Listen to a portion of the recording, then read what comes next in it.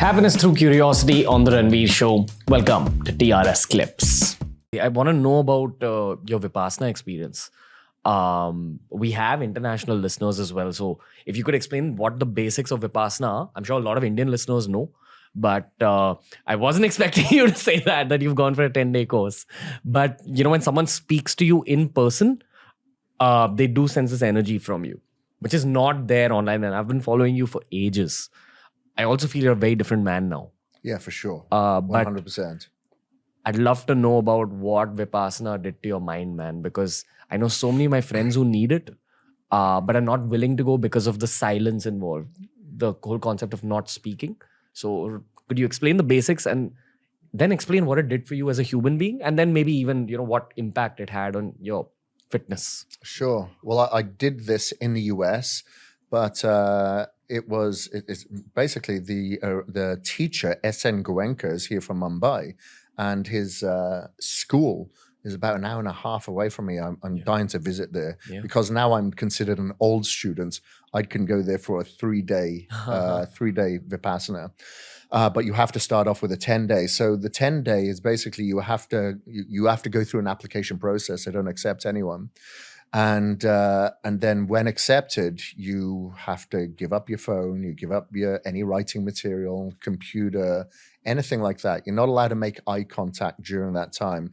You are only having 2 small vegetarian meals a day. You fast for about 18 and a half hours every day.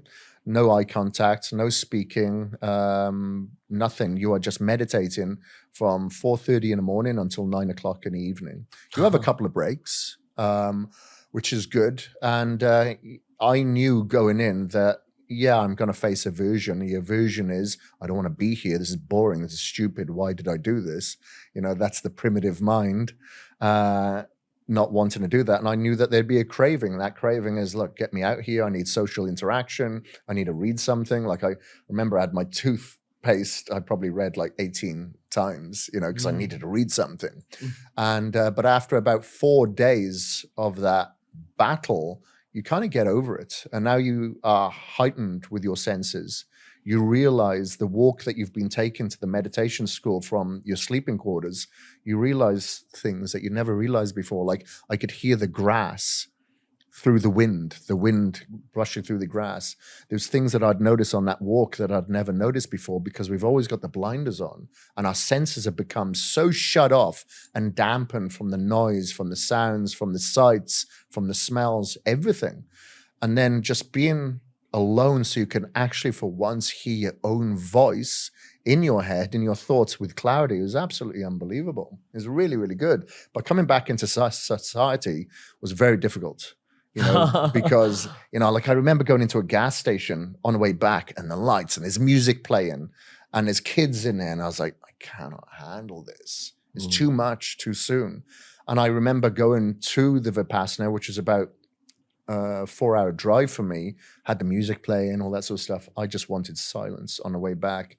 On the way there, I didn't notice the mountains. On the way back, I'm noticing the beauty in the mountains and noticing the beauty in the small things and appreciating so many of the small things that we usually take for granted and appreciating life, you know, the lifeline that we've been given and not taking that for granted. And that's why one of the reasons why I'm working so much on increasing my health span and my longevity and my health.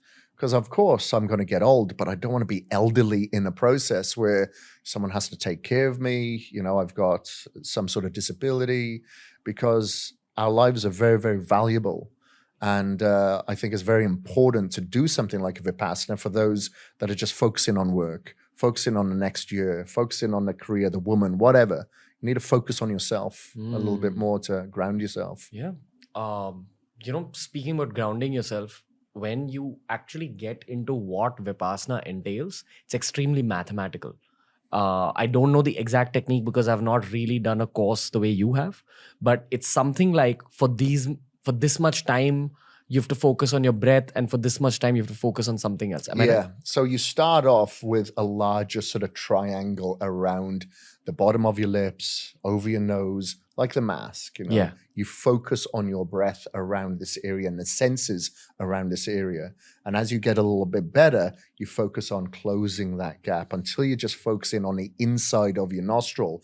And then you go through a scanning process, starting with the top of the head, going down. If you get distracted by any thought whatsoever, you start again. And if you get down to, say, your eyes, you go back and start again at the top.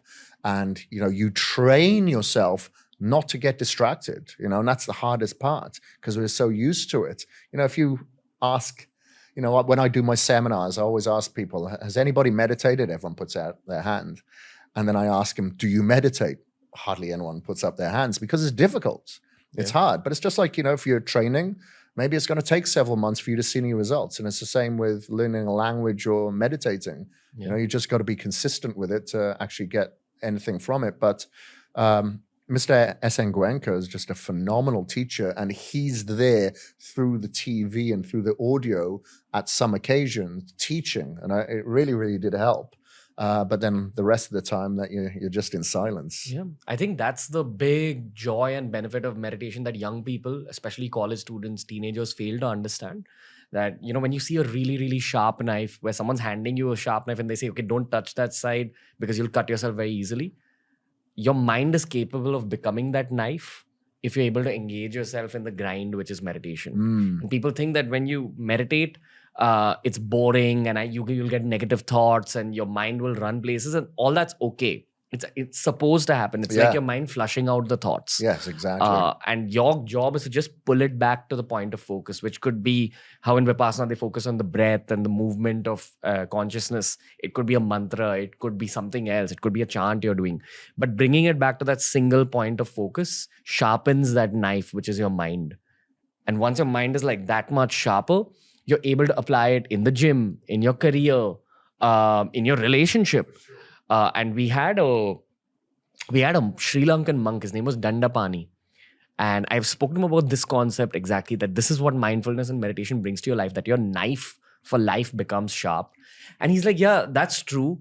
But also, when you're in moments of happiness, you're able to focus on the happiness much more and extract the happiness. Yeah, that's true. Yeah, because you're that much more in any particular moment and you're present. Yeah. And very few of us are present.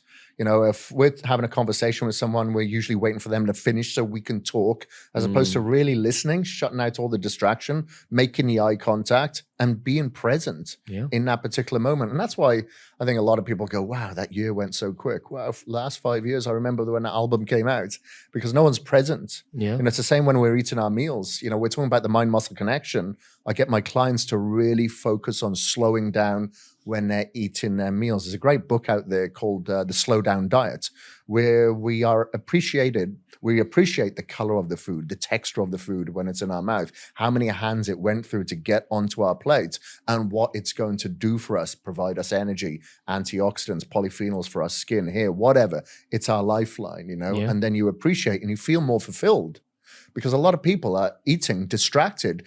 Once they finished eating that meal, they're like, what else can I eat? Yeah. And people are overeating because they haven't acknowledged what they've eaten. 100%, man. Thank you for watching this clip. If you want to learn more about this topic, we've curated a playlist just for you. And here's a link to the whole episode.